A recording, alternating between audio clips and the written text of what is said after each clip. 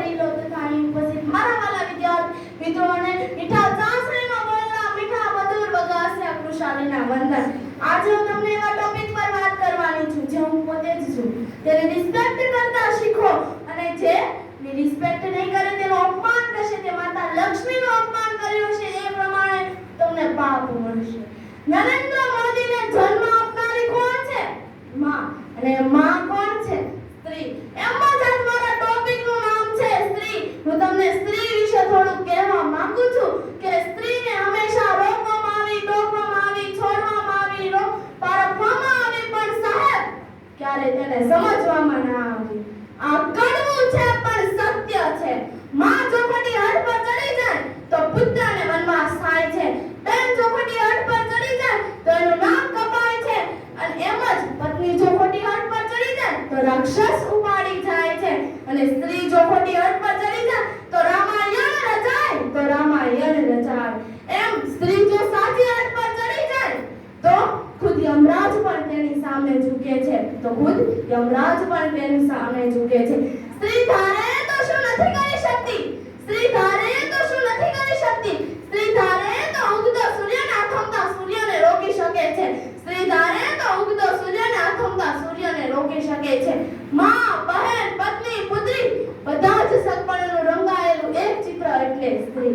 મમતા, પ્રેમ, ક્ષમા અને સમાધાનનું મર્મ એટલે સ્ત્રી. એક અંશમાંથી નવો ધબકારો છે તો નવો ગર્ભ એટલે સ્ત્રી. સ્ત્રી વિશે તો હું કહું એટલું ઓછું પડે. સ્ત્રી વિશે તો હું કહું એટલું ઓછું પડે. સ્ત્રી એટલે કે બુદ્ધિથી વિચારો તો સમજણ તો બહારનું વ્યક્તિત્વ.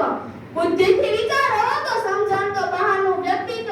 અને પ્રેમથી સમજો ને તો સાવ સરળ શબ્દ અસ્તિત્વ. અને પ્રેમથી સમજો ને તો સાવ સરળ શબ્દ અસ્તિત્વ. સ્ત્રીના વખાણ તો કરીએ એટલા ઓછા પડે.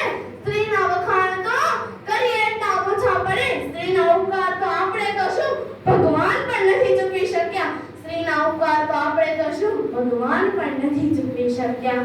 આ જગતમાં મહાપુરુષને જન્મ આપનારી નારી સાક્ષાત નારાયણી છે. આ ધરતી પર, આ પૃથ્વી પર તેનું ઋણ ઘણું મોટું છે. જેમ કે જીજાબાઈ, જીવંતીબાઈ, અહલ્યાબાઈ, ગંગા સતી, મીરાબાઈ, ઝાંસી કી રાણી લક્ષ્મીબાઈ, રાજપૂત રાણી પદ્માવતી જેવા ભારતના અમર નારી રત્નો છે. જ્યારે સ્ત્રી યુદ્ધના મેદાનમાં ચડે છે ત્યારે જીત તો નિશ્ચય જ છે. એમ જ તે રાજપૂત રાણી પદ્માવતી, એને બાળપણથી જ તે શસ્ત્ર વિદ્યા શીખવાડવામાં આવેલી હતી. જ્યારે તેના પતિનું મૃત્યુ થયું ત્યારે તે જીવતે જીવતી અગ્નિકુંડમાં સ્થાન થઈ ગયેલી. અત્યારે તે હાલ રાજસ્થાનમાં ચિત્તોડગઢમાં આવેલું તે અગ્નિકુંડ છે. અત્યારે તો કોઈને જવાની મનાઈ જ નથી, કારણ કે તેમાં ગરમી જેટલી છે. અને તેના પતિનો હક બીજો કોઈ પણ પુરુષને નહોતો આપ્યો. આવી હતી એવી સ્ત્રી રાજપૂત રાણીઓ. જ્યારે આ પહેલગામનો હુમલો તમને બધાને જ યાદ હશે. ત્યારે ઓપરેશન સિંદૂર નામ આપનાર તે પણ સ્ત્રી, અને શરૂ કરનાર અને અંત કરનાર તે પણ સ્ત્રી. રમત ક્ષેત્રે પ્રથમ નંબર લાવનાર તે પણ સ્ત્રી. હાલના ભારતના રાષ્ટ્રપતિ તે પણ સ્ત્રી છે સાહેબ, તે પણ સ્ત્રી છે. ભલે હોય પુરુષ ગમે તેટલો શક્તિશાળી, ભલે હોય પુરુષ ગમે તેટલો શક્તિશાળી, પરંતુ જીતે છે હંમેશા નારી. પરંતુ જીતે છે હંમેશા નારી. કનૈયા તારા 56 ભોગ પર ફક્ત એક તુલસીનું પત્ર ભારી, ફક્ત એક તુલસીનું પત્ર ભારી. જેમ નદી વગર સાગર અધૂરો છે, નદી વગર સાગર અધૂરો છે, એમ જ તે સ્ત્રી વગર સંસાર અધૂરો છે. સ્ત્રી વગર સંસાર અધૂરો છે. સ્ત્રી નથી તો જગત નથી. સ્ત્રી નથી તો જગત નથી. કારણ કે આપણને જે જન્મ આપે છે ને તે જ સ્ત્રી છે. કારણ કે આપણને જે જન્મ આપે છે ને તે જ સ્ત્રી છે. જેમ ઘર કે મકાનને મંદિર બનાવનાર એટલે સ્ત્રી. ઉદાહરણ તરીકે કહી દો તો તમારા ઘરમાં કોઈ સ્ત્રી, દીકરી, માં, બહેન ન હોય તો એ ઘર નથી લાગતું. પરંતુ તમારા ઘરમાં કોઈ સ્ત્રી હોય તો ઝૂંપડાને પણ મંદિર બનાવી રહે છે, ઝૂંપડાને પણ મંદિર બનાવી દે છે.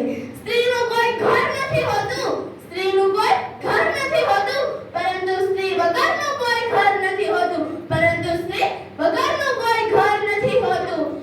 ઈશ્વર પછી બીજી સર્જનહાર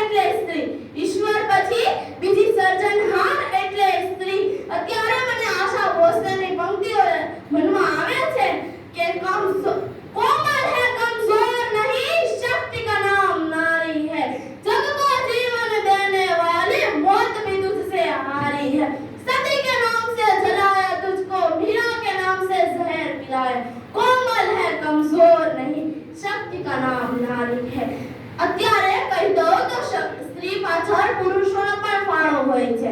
મતલબ સ્ત્રીને સપોર્ટ કરનાર અને હિંમત આપનાર પુરુષ જ છે. જેમ કે પિતા, ભાઈ, બાપ. પિતા અને ભાઈ બે સરખું થાય. પિતા અને બાપ, ભાઈ, પતિ અને પુત્ર તે પુરુષ જ છે. તો બધા જ મારી સાથે એકવાર નારો લગાવશે કે નારી શક્તિ जिंदाबाद ભારત માતા કી जय વંદે